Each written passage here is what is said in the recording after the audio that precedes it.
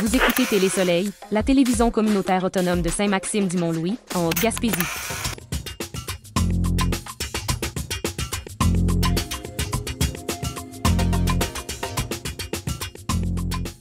Selon Radio Gaspésie, l'Université du Québec à Rimouski confirme son engagement en nommant ses 2 premiers professeurs à temps plein pour son antenne en Gaspésie-Île-de-la-Madeleine.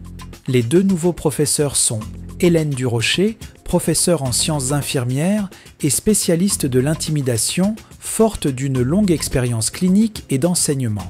Jim Cabot-Thibault, professeur en adaptation scolaire, originaire de Gaspé et diplômé de l'UQAR, il a œuvré en adaptation et en gestion éducative pour le ministère de l'Éducation.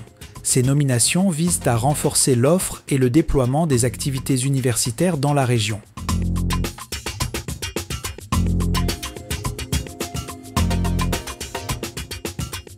Selon Bleu FM Sainte-Anne-des-Monts, la Fédération de la relève agricole du Québec a dévoilé des revendications axées sur la réforme des programmes d'aide et l'accès aux terres.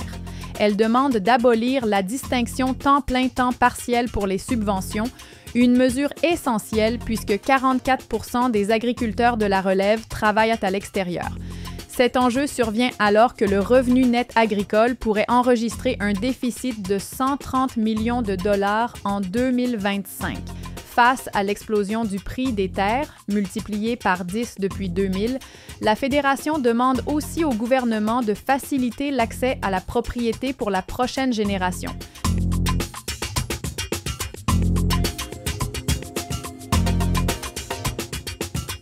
Selon Radio Gaspésie, avec l'ouverture de la chasse au petit gibier, la SOP Feu rappelle que l'automne reste une saison propice aux incendies de forêt. Chaque automne, une quarantaine de feux sont répertoriés car quelques heures de soleil suffisent pour assécher les feuilles mortes et les petits combustibles au sol.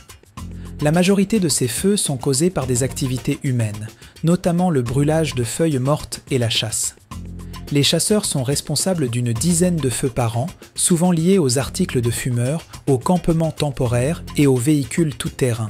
En Gaspésie, l'indice d'inflammabilité est présentement élevé, même si aucun feu n'est actif. Elle exhorte donc à la plus grande vigilance.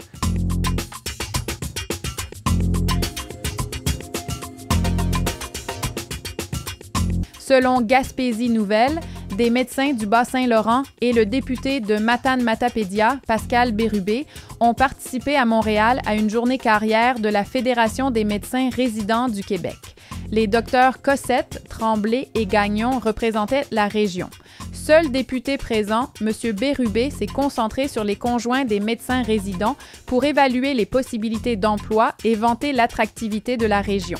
Il voit cette démarche comme un devoir pour aider au recrutement. Face à la difficulté de recrutement, M. Bérubé suggère d'assouplir les règles sur le nombre minimal de patients pour les médecins proches de la retraite afin de les inciter à poursuivre leur pratique. Le député se réjouit que ces efforts aient déjà porté fruit.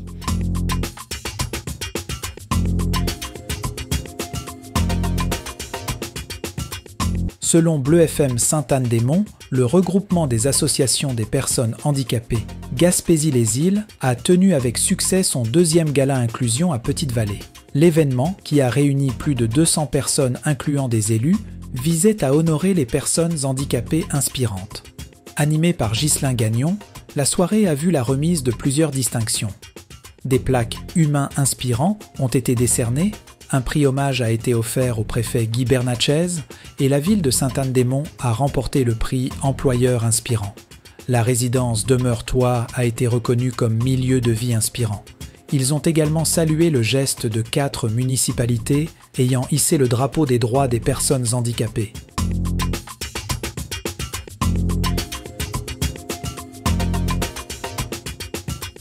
Selon Gaspésie Nouvelle, le groupe d'action psychiatrique des Monts organise une nuit de sans-abri le 10 octobre à Matane pour sensibiliser à l'itinérance cachée en Haute-Gaspésie. L'événement festif se tiendra de midi à minuit sur le stationnement Art. Le directeur, Jacques Mimeau, explique que cette problématique, plus répandue qu'on ne le croit, est amplifiée par le coût élevé des logements et l'augmentation des dépendances aux drogues dures, crack. Des intervenants communautaires seront sur place pour discuter de cette situation sérieuse et urgente. Ils invitent les élus à participer et à élaborer une politique sociale pour combattre le sous-financement des organismes.